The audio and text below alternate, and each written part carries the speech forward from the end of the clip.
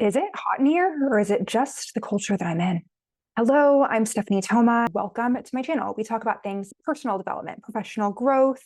We also go over travel tips, and I'm so excited to have you here because today, drum roll please, we are going to talk about warm climate cultures and cold climate culture. So I cannot take credit for this concept. It's actually from the book Foreign to Familiar, A Guide to Understanding Hot and Cold Climate Cultures by Sarah A. Lanier. And I recently read this because I happen to be a Californian currently living in Texas. Let's first define what a hot and a cold climate culture is. A cold climate culture is one that is physically cold, and a warm climate culture is one that is physically warm. So how does this impact the interpersonal dynamics in these geographic locations? So let's give some examples. In a warm climate culture, there is a greater emphasis on personal relationships, sometimes at the expense of the truth. So for example, giving compliments, whether they are genuine or not, and being friendly, whether you have very friendly feelings towards someone or not, being polite, being nice. It is a relationship first culture that can sometimes be at the expense of authenticity. Not always, but it can. There's a lot of Brene Brown works about this topic. She is a Texan, but I suspect she has some cold climate tendencies. Some examples of warm climate cultures are the South in America, Asia, the Pacific Islands, South America, with the exception of Argentina, which is 80% European. Then we have Africa, the Mediterranean countries, but not the Jewish population of Israel, and the Middle East, and pretty much most of the world is a hot climate culture.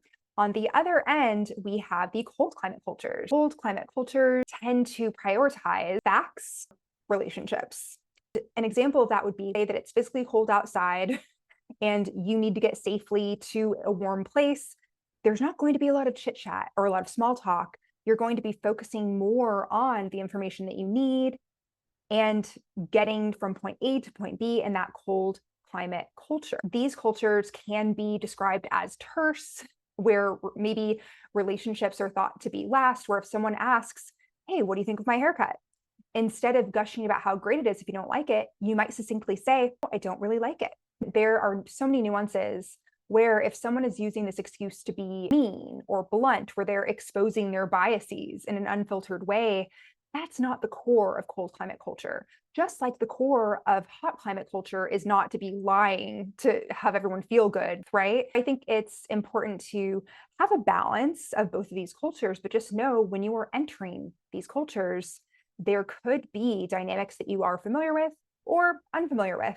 Examples of cold climate cultures are most of America, certainly the coasts, not the South, Northern Europe, Israel, the white populations of New Zealand, Australia, Southern Brazil, the white population of South Africa, and any other regions largely settled by Europeans. Now I'm making interesting parallels here when it comes to colonization.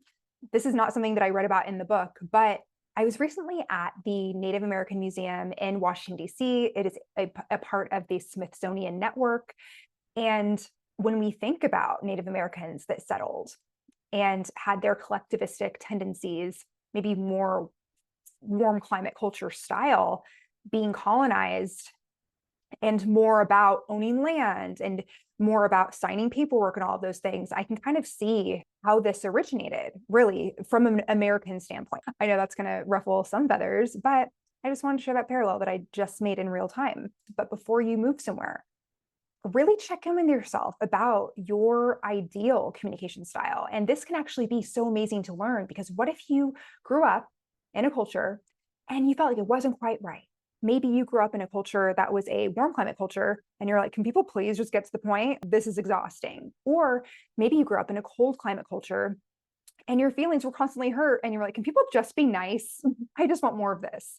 So having this context in mind can actually empower you to go out and find your people if you haven't already, or to be extra mindful when visiting a new place, and to maybe even reconsider moving to a place that contrasts your preferred method of communicating. So I would love to hear if you have any experiences in cold versus hot climate cultures. If you have traveled outside of your hometown, you surely do. And if you have a preference for one over the other, go ahead and put it in the comments below. That is the topic for today. I hope that it was interesting to you. I know that this topic has definitely shed a lot of light through my world travels and living in a different culture than I am used to living in longer term at the moment. Wishing you a beautifully connected day. Until next time.